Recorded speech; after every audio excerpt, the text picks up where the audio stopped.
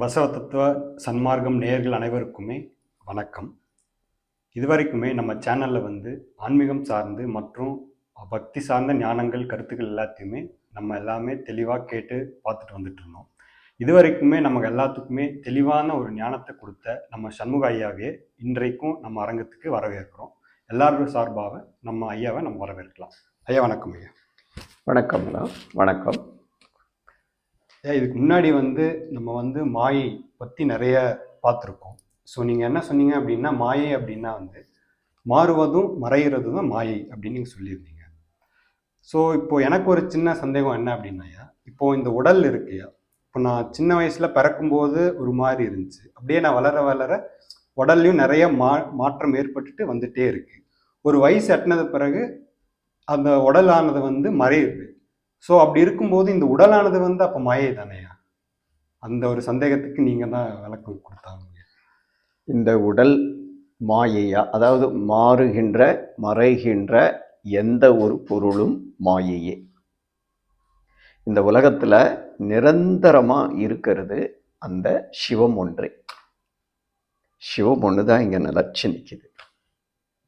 மற்ற எல்லாமே மாறுவதும் மறைவதும் அதன் இயல்பாக வச்சுட்டு இருக்கு. ஏன்னா மாறாத ஒன்று இருந்தா அதுதான் சிவன் ஆயிரும், மறையாத ஒன்று இருந்தா அதுதான் சிவன் ஆயிரும். மாறாதது மறையாதது அந்த குணம் ஒருவனுக்கு இருக்குன்னா அது யாரு?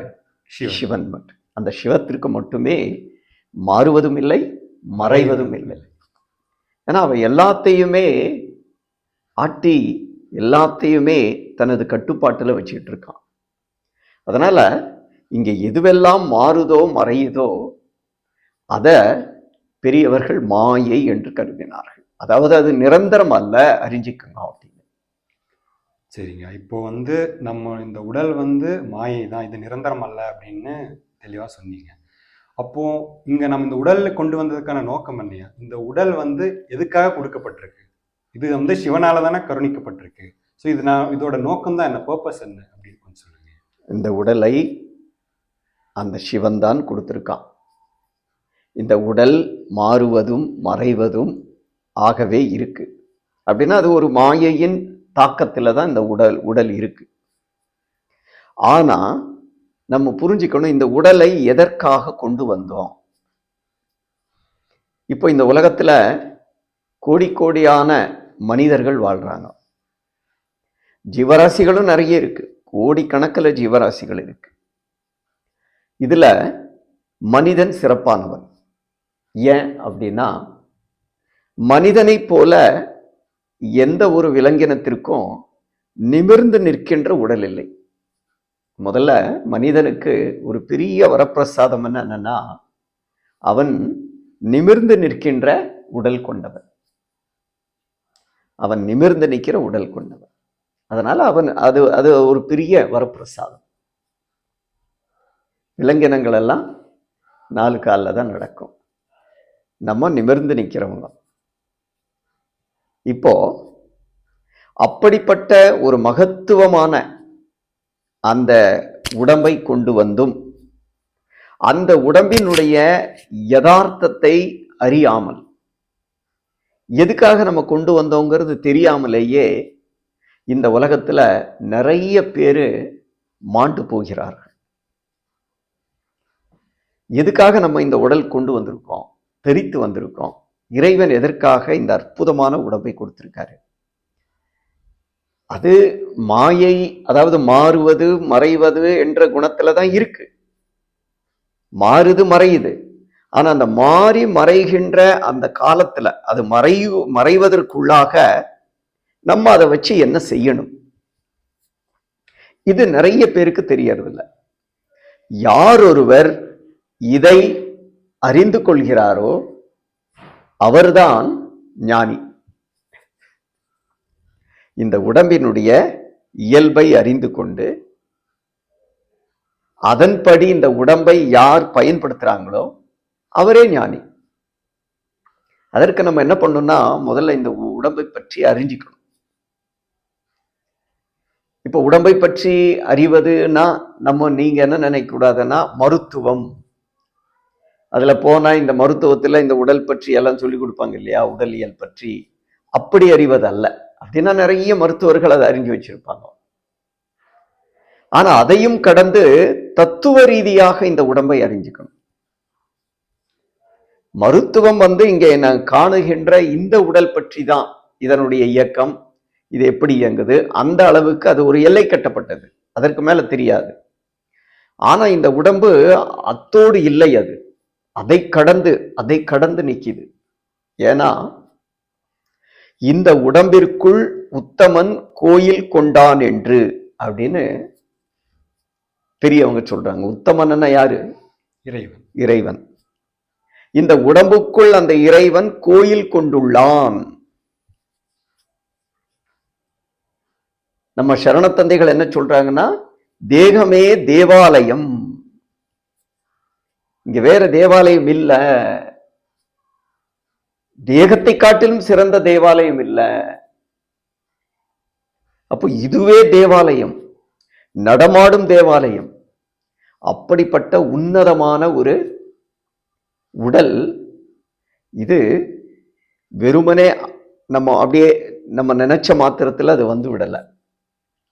இந்த உடம்பை ஒருவர் எடுப்பதற்காக, அதாவது இந்த மனித பிறவியில பிறப்பதற்காக பல ஜென்மங்களை, பெரியவங்க சொல்லுவாங்க, புல்லாகி பூண்டாகி இல்லையா சொல்லுவாங்க இல்லையா, எந்தெந்த அந்த தாவர ஜென்மத்துல, புழு ஜென்மத்துல, பூச்சி ஜென்மத்துல, இன்னும் சொல்ல போனா விலங்கினங்கள், பறவைகள், இப்படி எல்லாமே சொல்லலாம். ஒவ்வொரு ஜென்மத்துல அந்த உயிர்களை 4 விதமா பிரிக்கிறாங்க. அத்தனை ஜென்மங்களிலுமே பிறந்து பிறந்து இறந்து, பிறந்து வாழ்ந்து இறந்து, பிறந்து வாழ்ந்து இறந்து, இப்படியாக அந்த அந்த அந்த சுற்று, அந்த சைக்கிள், அதுலயே வந்து பல பல விஷயங்களில் பக்குவப்பட்டு பண்பட்டு, அப்படி வரும்போதுதான் இறுதியாக இந்த மனித உடல் நமக்கு கிடைக்கிறது.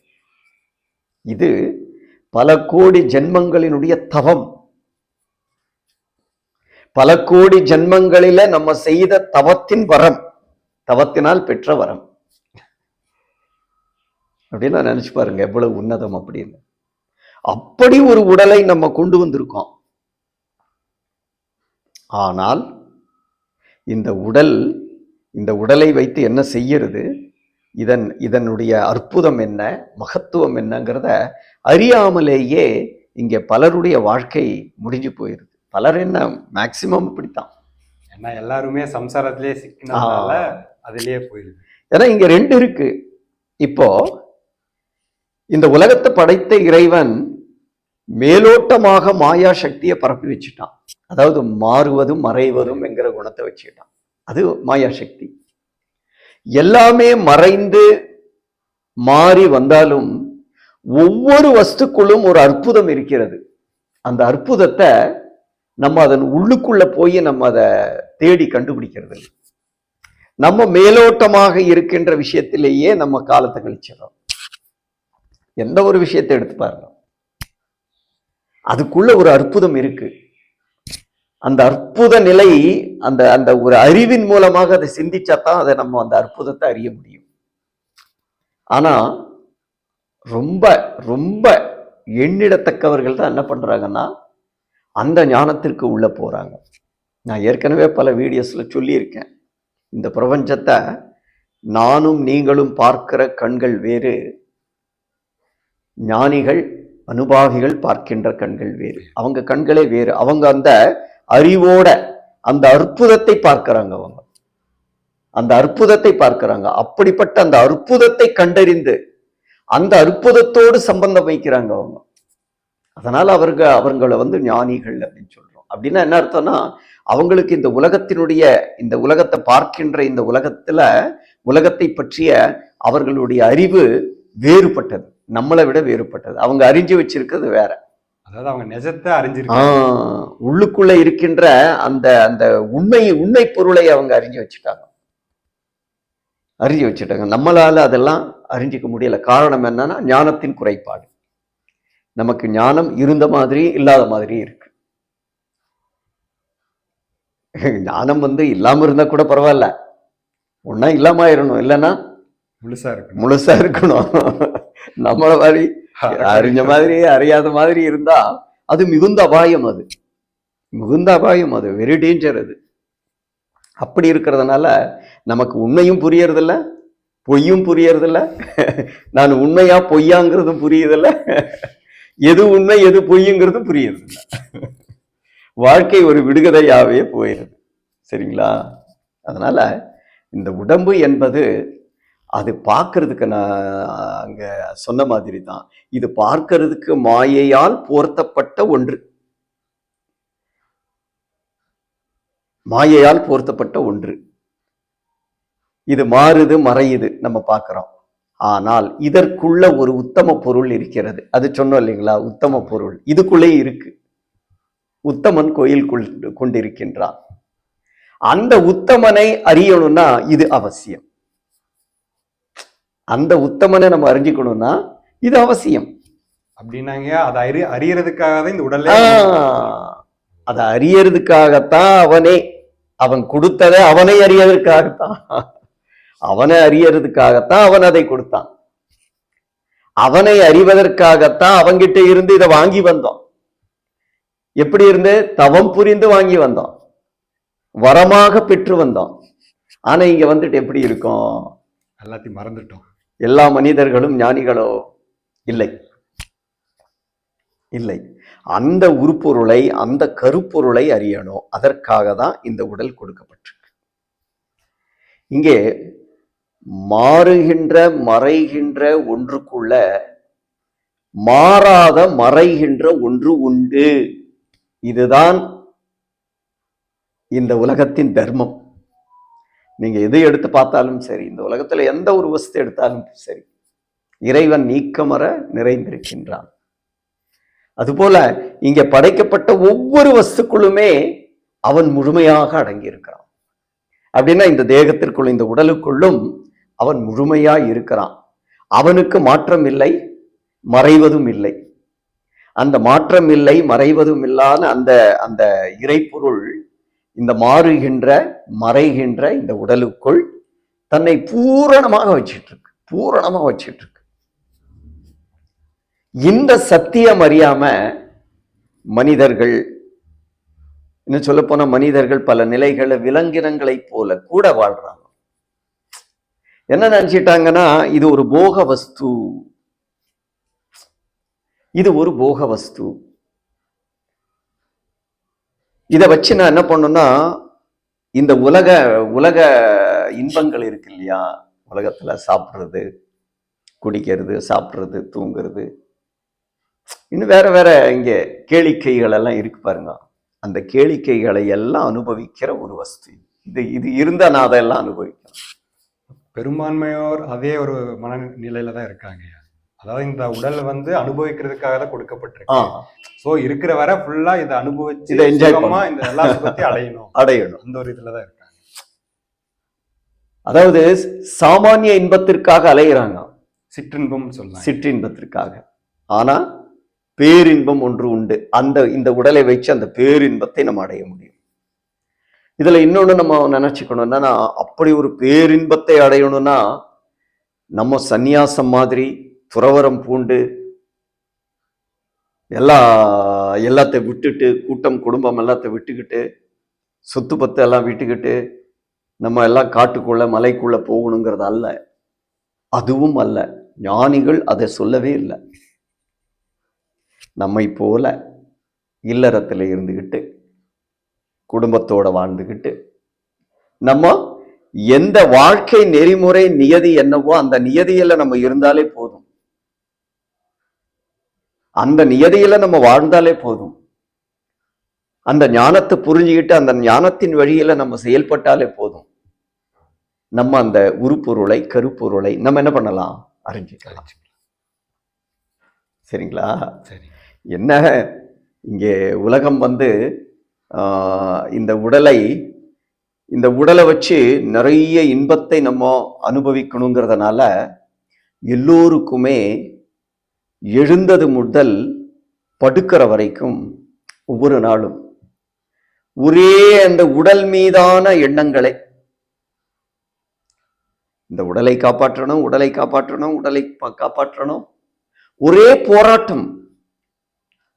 இந்த உடல் இன்பத்திற்காகவே போராட்டம், உடலை காப்பாற்றவே போராட்டம். அப்படி அந்த போராட்டத்துல எல்லாமே வென்று நிக்கிறாங்களா அப்படின்னா அதுவும் இல்லை. கடைசியில தோத்தே போறாங்க. யாருமே வென்றதில்லை.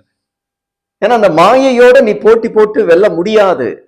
அதை வெல்லணும்னா உனக்கு அந்த சாமர்த்தியம் உள்ள என்ன இருக்கணும்? ஞானம் இருக்கணும். அது தெரிஞ்சுக்கணும். அந்த யுத்தி கலையை நீ அறிஞ்சிக்கணும். வெறுமனே நம்ம அந்த இதை நான் வென்று நிக்கிறேன் அப்படின்னு நினைக்கிறது முட்டாள்தனம். அது நம்ம உடலை பேணி பாதுகாக்கிறதால இதை வென்று பண்ண முடியாது. இப்போ இந்த உடலை சும்மா அழகுபடுத்துறது நம்ம பார்த்துருப்போம், சரிங்களா? விதவிதமாக ஆடை அணியிறது, விதவிதமாக சென்ட்டு கிரீம் எல்லாம் போடுறது, சும்மா உடல் சுத்தம் தேவை. ஆனா உடலுக்கு அவங்கள ரொம்ப அதிகப்படியா காட்டிக்கிறதுக்கான அழகு பொருட்களை எல்லாம் போட்டுக்கிட்டு அப்படியெல்லாம் நம்ம செய்யறது. இதை நான் இதை தவறுன்னு சொல்லலை, அதுலேயே நம்ம வாழ்க்கை போயிருது. உள்ள என்ன இருக்கோ அதை நம்ம விட்டுறோம். அதில் இந்த உடல் என்பது அதன் நிலை என்ன தெரியுங்களா? இந்த உடல் நிலையை இது இழிவான தேகம்னு சொல்றாங்க பெரியவங்க. இழிவான தேகம், இழிவான தேகம். இதை காப்பாத்துறதுக்கு தான் உலகமே இருக்கு. எங்க பாருங்க, அமிர்தத்தை உண்ணுவோர், அமிர்தத்தை உண்டு அமிர்தம் உண்ணுவோன்னு வச்சுக்கலாங்க. அமிர்தம் போல நம்ம உணவை உண்றோம். அவங்க உணவெல்லாம் கிடைக்குமா? எப்படிப்பட்ட பழங்கள் எது வேணாலும் அமிர்தம் மாதிரி அந்த ருசியோட நம்ம உண்டு உள்ள போனா அந்த வயிறுல அந்த உணவு இருக்கு, அந்த பக்கத்துல அந்த உணவே மலமாகி நிக்குது. அப்போ இந்த உடம்புக்குள்ள எதையெல்லாம் நம்ம வெளியில பார்த்து துப்புறோமோ அத்தனையும் உடம்புக்குள்ள இருக்கு. நம்ம ரோட்ல நடந்தா மலத்தை பார்த்தா என்ன பண்ணுவோம்? என்ன பண்றீங்க? மலத்தை பார்த்தா நம்ம துப்புவோம். மலத்தை பார்த்தா துப்புவோம், மூத்திர வாசத்துல துப்புவோம், சீழ் பார்த்தா துப்புவோம், சளி பார்த்தா துப்புவோம், இல்லைங்களா? கண்டிப்பா. நமக்கு ஒரு மாதிரி பார்த்துட்டு ஒரு அருவருப்பு இல்லையா? ஆனா இந்த உடம்புக்குள்ள அதுதான் இருக்கு. முழுசா நம்ம மேல இருந்து கீழே வரைக்கும் நம்ம தேடி பார்த்தா இந்த உடம்புல இப்படிப்பட்ட வஸ்துக்கள் தான் உண்டு. இது மேலோட்டமாக பார்த்தா இது ஒரு பைசாவுக்கு லாக்கி இல்ல, ஒரு பைசாவுக்கு லாய்க்கு இல்ல. அப்படி இது எல்லாத்தையுமே இந்த தோலானது மூடி, இந்த தோலின் வண்ணத்திற்கே நம்ம அதை வச்சே ஒரு பெரிய இங்க ரகளை நடந்துகிட்டு இருக்கு இந்த உலகத்துல. தோல் வண்ணத்தை வச்சு நான் அழகு இல்லைன்னு பிரிச்சுக்கிட்டு இருந்துகிட்டு இருப்போம். எத்தனை நாளுங்க அது சுருங்கும், எலும்பு ஆடும், சதை அப்படியே இதாகி போகும். ஏன்னா அது அப்படித்தான் ஆகும், அதன் யதார்த்தமே அப்படித்தான். அதனால மதிப்பில்லாத ஒரு உடம்பை சாமானிய ஒன்றாக நினைத்து கெட்டு போக கூடாது அப்படிங்கிறதுக்காக நம்ம அப்ப பசவத்தந்தை ஒரு அற்புதமான ஒரு ஞானத்தை இந்த செய்யுள்ள சொல்றாரு. பார்க்கலாங்களா? பார்க்கலாங்க. பாருங்க, ரொம்ப அற்புதமான ஒன்று. என்ன சொல்றாருனாக்கா, இதுக்கு அவர் போட்டிருக்கிற தலைப்பு என்னன்னா, இழிவான தேகம். அதாவது நீ தேகத்தை அந்த மாதிரி பார்த்தா, ஒரு போக வஸ்துவாக பார்த்தா அது இழிவே, மேலோட்டமா பார்த்தா.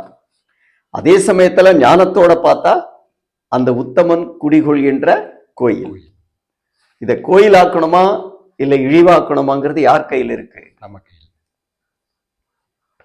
கண்டதை உண்டு, கண்டதை செய்து, கண்டபடி வாழ்ந்தால் இது இழிவான தேகம். இப்ப இதுல அற்புதமான ஒண்ணு சொல்றாரு பாருங்க. இந்த செய்யுள் என்னன்னா, வேடன் கொன்ற முயல் தன்னை உரிய விலை கொடுத்து பெறுவார், நிலமாளும் அரசன் பிணமோ சிறு பாக்கிற்கும் விலை போகா, முயலை காட்டிலும் இழிவே நரனின் நிலை. நம்பு கூடல சங்கம தேவனை முழுமையா. இதுல அற்புதமான ஒரு உதாரணத்தோட இந்த தேகத்தை சொல்லிட்டார். வேட்டைக்காரன் போய் ஒரு வேடன் என்ன பண்றாரு, ஒரு முயலை பிடிச்சிட்டு வர்றாரு. அவர் பிடிச்சிட்டு வந்து சந்தைக்கு கொண்டு வந்து முயல் விற்கிறாரு. அப்ப என்ன பண்ணுவாங்க, அந்த முயலுக்கு போட்டி அடிச்சுட்டு வந்து போட்டி, எனக்கு இவ்வளோ, நான் இவ்வளோ தரேன், இவ்வளோ தர்றேன்னு சொல்லி ஏலத்துக்கு போகும். முயல் கறி விரும்புறவங்க இன்னும் என்ன பண்ணுவாங்கன்னா 100க்கு 200, 200க்கு 500, 1000 கொடுத்து வாங்கிட்டு போயிடுவாங்க. 1000 ரூபா ஒரு முயலுக்கு போகலாம். அந்த விலைக்கு போகுது. அது இறந்த பிணம் தான், இறந்துருச்சு. கொன்னதுமே அது இறந்துருச்சு, அது ஒரு பிணம். அந்த பிணத்திற்கு 1000 ரூபாய் கொடுத்து வாங்குறாங்க. சாமானிய முயல், பயந்தாங்கொழி முயல் இல்லையா? அது இருக்கும்போது எதை பார்த்தாலும் பயப்படும். எலிய பார்த்தா பயந்துட்டு ஓடும். அப்படி ஒரு முயல் இறந்துட்டானாக்கா 1000 ரூபாய் இந்த மார்க்கெட்ல போகும். ஆனா இருக்கும்போது மகாராஜாவா இருக்கிறார் ஒருத்தர். மகாராஜா வீதியில நடந்து வந்தா எப்படி இருக்கும், ஊரே கூடும், ராஜா வீதி உலா வர்றாரு அப்படின்னு. அப்படி அந்த தேர் மேல ஏறி ஊரெல்லாம் பார்த்துட்டு அவர் அந்த கம்பீரத்தோட வர்றாரு. அப்படிப்பட்ட பெருமை புகழ் எல்லாமே இருக்கின்ற அந்த ராஜா இறந்துட்டாருன்னு வைங்க. ராஜாப்பா, ராஜாவோட போனோம், அதை கொண்டு வாங்க, மார்க்கெட்ல வைங்க, எல்லாம் வாங்குங்க, இதுக்கு எவ்வளவு ஏலம், எவ்வளவு இல்லைன்னா யாரு வாங்குவாங்க? யாருமே வாங்க. அவங்க வீட்டுல இருக்கிறவங்களே சீக்கிரம் எடுத்துட்டு போக சொல்லிடுவாங்க. யாராச்சும் வாங்குவாங்களா? தந்தை என்ன சொல்றாரு, சிறிய பாக்குக்கு ஒரு சின்ன பாக்காவது, அதாவது இந்த பாக்கு இருக்கு இல்லையா, வெட்டு பாக்கு, ஒரு 2 பாக்கு கொடுத்துட்டு இதை எடுத்துட்டு போப்பான்னு கூட அதை வாங்க மாட்டாங்க. ஐயோ இதே எதுக்கு, இதை வச்சுட்டு நான் என்ன பண்றது அப்படின்னா, இந்த தேகம் எந்த மதிப்புங்கிறத நம்ம புரிஞ்சுக்கணும். முயலை காட்டிலும் இழிவே நரனின் நிலை. முயலை காட்டிலும் இழிவே நரனின் நிலை. இந்த நரனின் நிலை முயலை காட்டிலும் நீ குறைஞ்சதா அப்படின்னு கேட்கிறாரு. நம்ம என்னமோ எல்லாமே நம்ம தான் பயங்கரம், நம்ம தான் உயர்வுன்னு நம்ம நினைச்சிட்டு இருக்கோம். ஆனா இறந்தால் அதுவும் பிணம், நானும் பிணம். ஆனால் என் பிணம் ஒரு பைசாவுக்கு பயன்படாது, அதன் பிணம் 1000 ரூபாய்க்கு விலை போகும். இத புரிஞ்சுக்கோ. இந்த தேகத்தை போக வஸ்துவாக வச்சு காலத்தை விரயம் பண்ணாத. நீ என்ன பண்ணு, எல்லாம் வல்ல அந்த பரம்பொருளை நம்பி பூஜை செய்து இந்த தேகத்தை வைத்து என்ன செய்யணுமோ அந்த ஞானத்தை அறிந்து, உரிய குருவிடம் போய் அந்த ஞானத்தை அறிந்து கொண்டு நீ முன்னதாக இந்த தேகத்தை வைத்து சாதிக்க வேண்டியதை சாதித்து விடு அப்படின்னு சொல்றாரு. தேகத்தை பற்றி ஒரு ஞானம் புரிஞ்சதுங்களா? ரொம்பவே புரிஞ்சுதுங்க. அதாவது இதுவரைக்குமே இந்த உடலை பத்தி நமக்கு ஒரு கண்ணோட்டம் பொதுவாக எல்லா மக்களுக்கும் இருக்கும். ஆனா இப்போ இந்த ஞானத்தை பெற்ற பிறகு இந்த உடலானது வந்து நீங்க சொன்ன மாதிரி சாமானிய ஒரு முயலோட உடலை விட ரொம்ப இழிவானது. இருக்கிற வரைக்கும் நம்ம என்ன வேணா பண்ணி எல்லாம் பண்ணலாம். சப்போஸ் நம்ம உயிர் போச்சுன்னா அதை விட நம்மளோட நிலைமை ரொம்ப மோசமா இருக்கு. மோசம். ஸோ இருக்கிறப்போ நம்ம இதை வந்து ரொம்ப சரியான முறையில் இந்த உடலை பயன்படுத்தி எந்த சாதனை செய்யணுமோ அதை செய்யணுங்கிற ஒரு ரொம்ப ஆழமான ஒரு ஆழ்ந்த ஒரு கருத்தை கொடுத்தீங்க. ரொம்பவே நன்றிங்க சரணார்த்தி. இவ்வளோ நாளாக எங்கள் வீடியோஸ் எல்லாத்தையுமே பார்த்து சப்போர்ட் பண்ண எல்லா நேயர்களுக்குமே நன்றி. இனியுமே எங்களுடைய வீடியோஸ் எல்லாத்தையுமே பார்த்து சப்போர்ட் பண்ணுங்கள். மேலும் எங்கள் யூடியூப் சேனலை சப்ஸ்கிரைப் பண்ணி ஷேர் செய்யுங்க. நன்றி.